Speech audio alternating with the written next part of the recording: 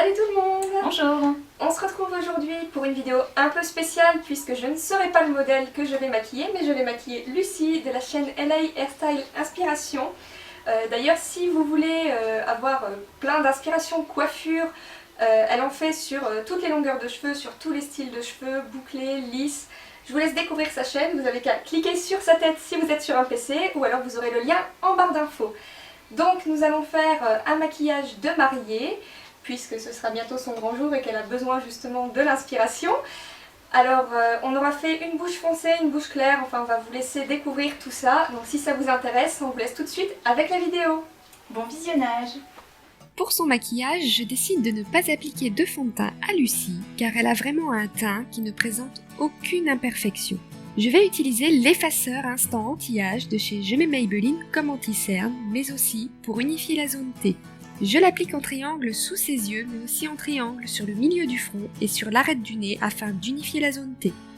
J'estompe le tout afin de le fondre avec sa peau avec mon Beauty Blender par des petits mouvements circulaires, mais aussi par de légers tapotements. C'est la première fois que je teste ce produit, alors c'est vrai, il ne file pas dans les ridules et donc ne les accentue pas, et en plus il permet une très bonne unification avec très peu de produits. Je prends maintenant ma poudre transparente de chez ELF que j'applique avec un kabuki de chez ELF également. J'en mets sur tout son visage afin d'avoir un fini mat.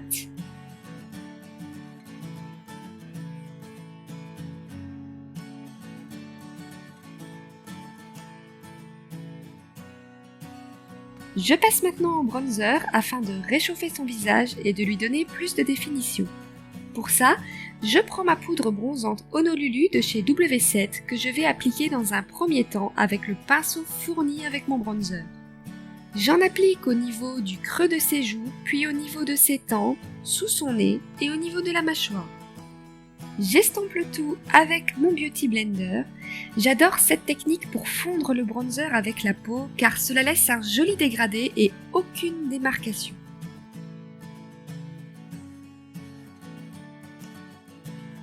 Passons au blush. Pour avoir une bonne mine toute la journée, je vais utiliser le blush qui vient du duo Blush et Bronzer de chez ELF.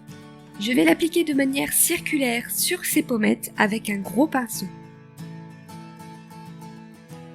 Et enfin, je termine le teint en appliquant un highlighter doré très irisé de chez Makeup Revolution avec un pinceau biseauté.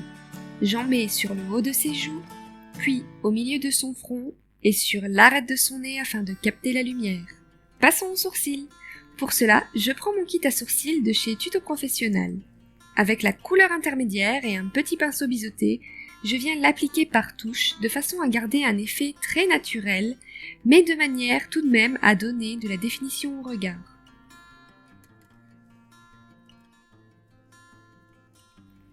Afin de donner une bonne définition à ces sourcils, je me munis de ma palette à correcteur. Et avec une couleur claire et un pinceau à correcteur, je viens suivre la ligne inférieure de son sourcil. Cela va permettre de capter la lumière, mais aussi, par un effet de contraste, de mieux définir le regard. Toujours dans le but d'avoir une jolie définition de l'arcade sourcilière, je prends une teinte de correcteur de la même couleur que sa peau. Cela va permettre d'avoir une définition parfaite du sourcil et donc de mettre en valeur son regard. Pour commencer le maquillage des yeux, j'applique une base à paupières de chez Kiko que j'ai oublié de vous montrer avant l'application. Cela va permettre d'unifier la paupière mais aussi de faire tenir le fard à paupières plus longtemps, ce qui est important quand même le jour de son mariage. Avec ma palette de chez PB Cosmétiques, je prends un fard pêche et un petit pinceau plat et je l'applique dans le creux de l'œil. Cela va être la couleur de transition, en fait ça va permettre que je puisse beaucoup mieux fondre les couleurs entre elles par la suite et ainsi obtenir un joli dégradé. Je prends maintenant un fard jaune irisé et un pinceau plat que je vais appliquer sur toute la paupière mobile.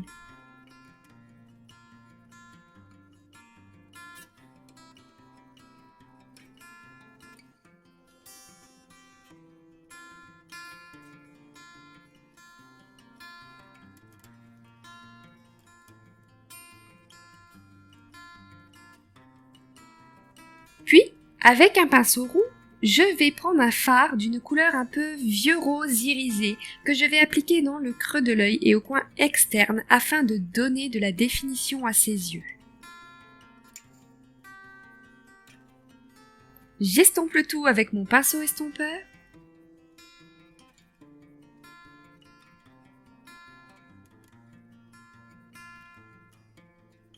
Puis je répète la même opération pour le deuxième œil.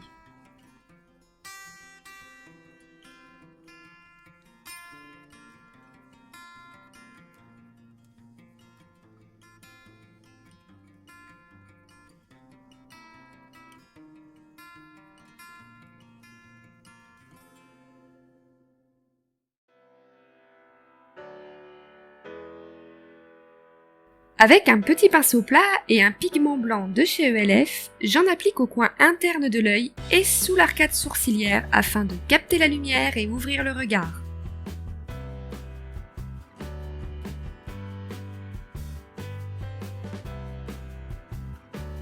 Avec un petit pinceau biseauté et un fard rose plus foncé que le précédent, je viens souligner le regard en traçant un ras de cils supérieur uniquement au coin externe. Puis, je viens estomper le tout avec mon pinceau estompeur afin de donner un aspect plus fumé et moins net à mon tracé.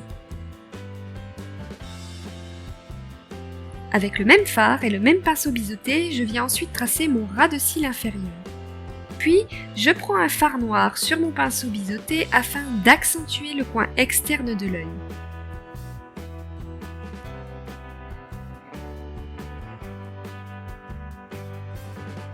J'estompe un peu mon noir afin d'obtenir un résultat plus fumé et plus dégradé.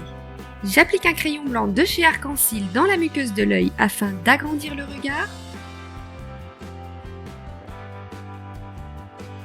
Puis, je vais combiner deux mascaras, un de chez Kiko et un de chez Rimmel afin d'apporter à ces cils de la longueur et du volume.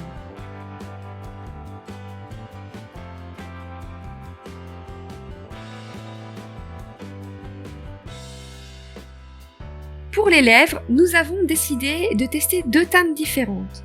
Alors n'hésitez pas à laisser vos avis dans les commentaires sur la teinte de rouge à lèvres que vous avez préférée pour ce maquillage.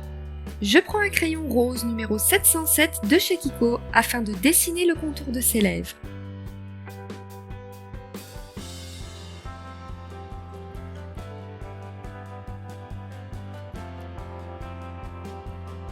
Puis, je vais remplir ses lèvres avec deux rouges à lèvres différents dans les teintes fuchsia. Je commence par le plus clair qui est de chez Golden Rose et j'en applique sur l'ensemble des lèvres.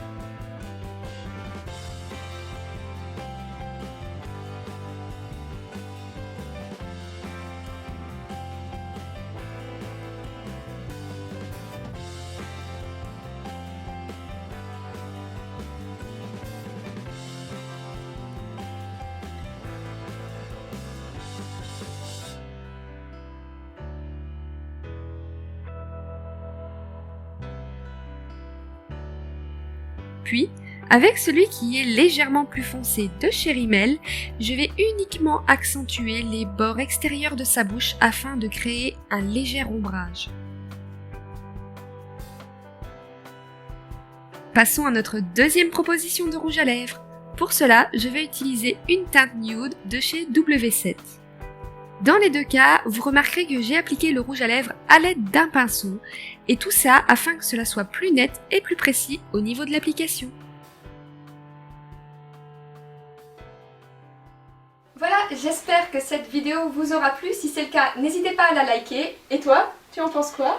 Moi honnêtement je suis super ravie, je trouve que je t'ai pas dit grand chose au tout début. En fait j'avais pas envie non plus d'un truc trop punchy parce que je pars du principe que le maquillage ça reflète aussi ce qu'on est dans la vie de tous les jours, même si quelquefois on va en mettre un petit peu plus. Donc voilà, au niveau des couleurs, je pense que vous le comprendrez, mais un petit top jaune, elle est restée un petit peu dans cette idée là. Sachant que pour le jour de mon mariage je pense pas que je vais arriver avec des yeux trop charbonneux, donc voilà, moi je suis super contente, je trouve que tu as vraiment une bonne patte. Donc voilà, je suis ravie. En attendant ma prochaine vidéo, on se retrouve sur tous les réseaux sociaux. Vous avez les adresses en barre d'infos. Si ça vous intéresse d'en voir plus, je vous invite à aller sur la chaîne de Lucie et découvrir la coiffure qu'elle va réaliser tout de suite. Vous aurez également le lien dans la barre d'infos. Et moi, je vous dis à samedi dans ma prochaine vidéo. Je vous fais plein de bisous. J'ai de la barbe. Sweet highlighter, tu veux être bien highlighté ou... Je veux que ça... Voilà, je suis en train de me masser la pupille. J'essaie de t'appuyer fort. C'est nul de dire ça, tu me masses la pupille.